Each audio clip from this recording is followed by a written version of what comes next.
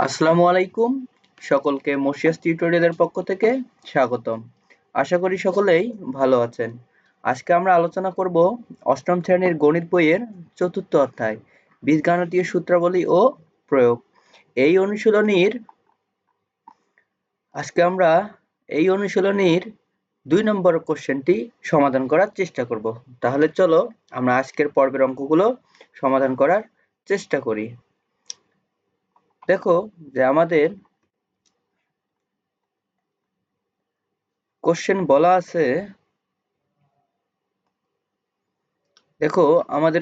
বলা আছে, যে 8x plus y whole square minus 16x plus 2y into 5x plus y plus 5x plus y whole square.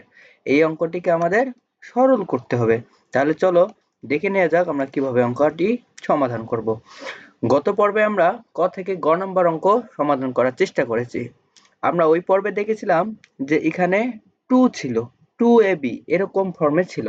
এই জন্য আমরা এখন কি করব, এই যে পদটি এখানে আছে এখান থেকে আমরা কমন নিব। দেখো যে এখানে 2 কমন যায়, আমি 2 কমন নিয়েছি। তাহলে 2 কমন নিলে এখানে থাকতেছে 8x প্লাস y ইন্টু এখানে যে পদটি ছিল তাই থাকবে 5x প্লাস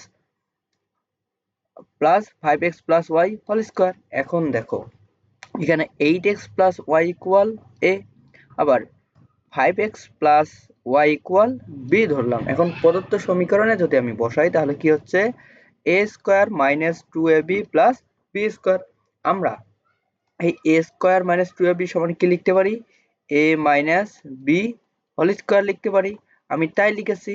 এখন এই যে a minus b whole square, এখানে আমি এর মান এবং b এর মান বসাবো। দেখো যে আমাদের এর মান ছিল 8x প্লাস y, এরপরে সূত্রে মাইনাস মাইনাস দিলাম, এরপরে আমাদের b এর মান ছিল 5x প্লাস y আর সম্পূর্ণরূপে বর্গ ছিল। এখন যদি আমি এখানে ক্যালকুলেশন করি তাহলে 8x প্লাস y, এই যে মাইনাস 5x হচ্ছে, প্লাস এ মাইনাস y হচ্ছে, সম্পূর্ণরূপে বর্গ। এখন এই যে y আর এই প্লাস y আর মাইনাস y বাদ যায়। এখানে দেখো যে 8x মাইনাস 5x, তাহলে এখান থেকে আমি পাচ্ছি 3x। এর উপরে যদি আমি বর্গ করি তাহলে কি হচ্ছে, 9x হোল স্কোয়ার। আশা করি সকলেই অঙ্কটি বুঝে গেছো। যদি বুঝে থাকো তাহলে চলো আমরা পরের অঙ্কটি দেখি।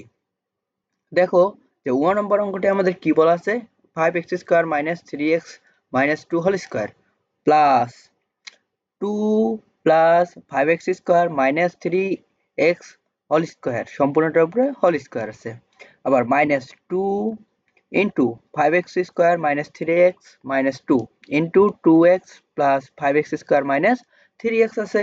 তাহলে চলো দেখো আমরা অঙ্কটি কিভাবে সমাধান করব। এর আগে দেখো যে এই যে b যেটা সেটা আমাদের শেষে ছিল, কিন্তু এবার একটু কি করছে, এরা এভাবে লিখছে যে a square plus b square minus 2ab। আমরা এটা সমান আমরা কি জানি, আমরা জানি যে a minus b whole square. আমাদের এই ফর্মে এখানে দেওয়া আছে, কিন্তু আমাদের সূত্র একই। ওকে, তাহলে চলো আমরা অঙ্কটি সমাধান করার চেষ্টা করি। তাহলে দেখো আমি ধরে নিছি 5x square minus 3x minus 2 equal a, আবার 2 plus 5x square minus 3x equal b। এখন যদি আমি প্রদত্ত সমীকরণে বসাই তাহলে কি হচ্ছে, যে ax square plus bx minus 2ab, এটা সমান আমি কি লিখতে পারি, যে a minus b whole square আমি লিখতে পারি। এখন আমি এখানে এর মান এবং b এর মান বসাই দেব। তাহলে আমি যে এর মান বসাইলাম, আবার মাইনাস মাইনাস দিলাম, এরপরে b এর মান বসাই দিলাম, সম্পূর্ণটার উপর পাওয়ার 2 ছিল আমি 2 দিয়েছি।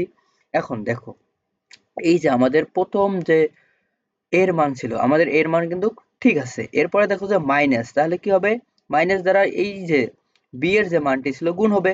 তাহলে মাইনাস দ্বারা এটা গুণ করলে মাইনাস 2a হচ্ছে, প্লাসে মাইনাসে মাইনাস হচ্ছে, আর মাইনাসে মাইনাসে প্লাস 3x হচ্ছে।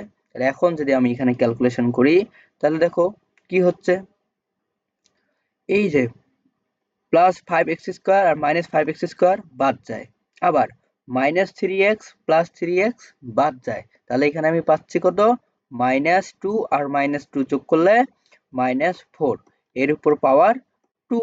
তাহলে এখানে যদি আমি ক্যালকুলেশন করি তাহলে 16 পাচ্ছি। আশা করি অঙ্কটি সকলেই বুঝে গেছো।